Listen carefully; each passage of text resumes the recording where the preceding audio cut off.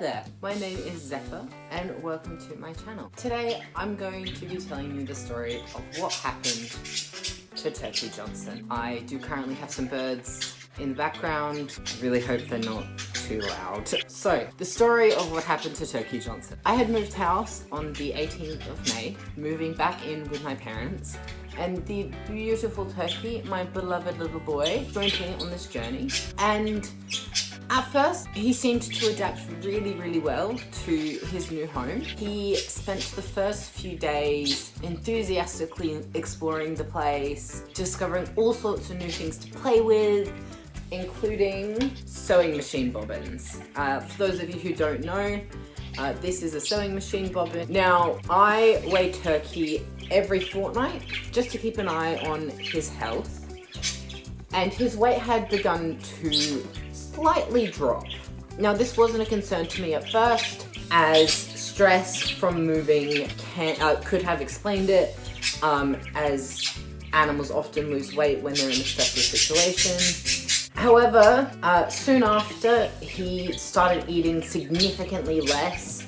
While usually he is a wet food fiend, he wasn't touching his wet food at all. He was completely ignoring his dry food. He wasn't taking treats, and he also wasn't drinking as much water. Turkey had actually become increasingly dehydrated, which I discovered during one of my regular hydration tests on him. When I discovered that he was dehydrated, I started noticing other things that were up with him. He became extremely lethargic. He had stopped grooming himself and he had muck all around his face.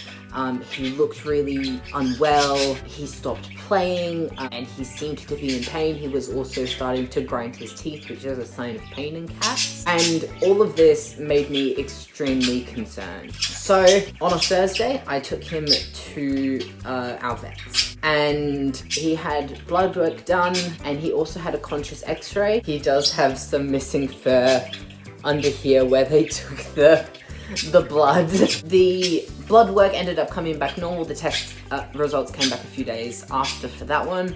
And the x-ray revealed that he was severely constipated. The vet administered pain medication, laxatives, and he also had an enema, and the vet suggested that dehydration was the cause of this severe constipation. That day, when we came home, Turkey seemed to recover. He had actually defecated, he was eating, he was drinking, he was playing, but this only lasted about 24 hours, which is how long the pain medication had lasted. Over the weekend, we gave him laxatives about 3 times a day each day. However, by Sunday, he still hadn't pooped since Thursday, and on Monday took him back to the vets. The vets examined him, they gave him another small enema there, and he was scheduled in for a full general anesthetic enema, which is where they literally clear out the entire system, esophagus right through the rectum, and everything gets cleared out, and basically the whole system just starts again. They do need to go under general anesthetic for that. He was also given pain medication, so again, when we got home from the vet, he was a bit more back to normal. He was again playing and wanting to eat, however, we couldn't feed him because of the procedure that he was going to have. Tuesday morning, 8 a.m, I dropped Turkey off at the vet. At around 11 a.m, they called me to inform me that he would be under anesthetic within the hour. 2 hours later, I get another phone call, and at this point I know that the procedure wouldn't have finished yet, and so when I got a call from the vet, I was very worried. First thing they said is Turkey is okay, which I'm very thankful for. However, they also told me that after they had given him the initial injection to put him to sleep, they were intubating him and putting the tube down his throat so they could continue to give him anesthetic via gas and also take his blood pressure on their tongue, so they do that on their tongue. And so when they pulled his tongue out to get the blood pressure clip on it, they had actually found a piece of thread that went around his tongue and then down his throat on both sides of his tongue. They did pull that out, obviously, and it ended up being about 60 centimeters of thread that Turkey had apparently swallowed while playing with the bobbins. We had actually found a bobbin literally 2 days before he started being off, and there was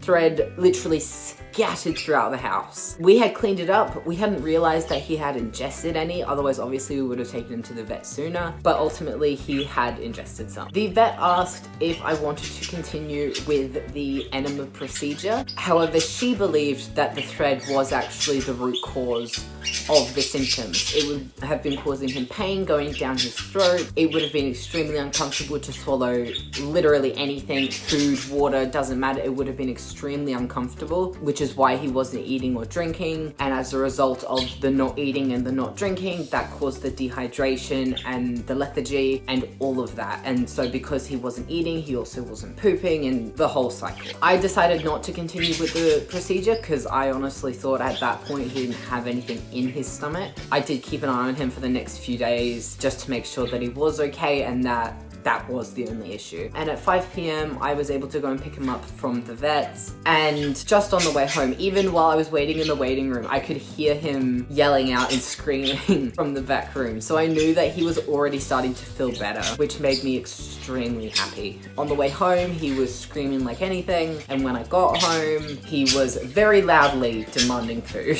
Turkey's recovery was very, very quickly. He actually pooped, I believe, 2 days after, which is quite normal when they haven't eaten for the 12 hours that they need before a procedure like that. So his system was back to normal. He was happy, he was playing, he was being his normal Turkey Johnson self. I'm so thankful to all the vets who helped Turkey Johnson out throughout this whole ordeal.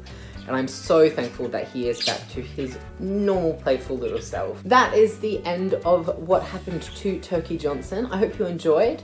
I once again would like to say a quick thank you to all of the vets who helped out with Turkey Johnson and that whole ordeal. I really, really appreciate all that you did for him and all the care that you gave to him as well. Please don't forget to give this video a like and subscribe to my channel so you can see when I post a new video. Also, check out the link below.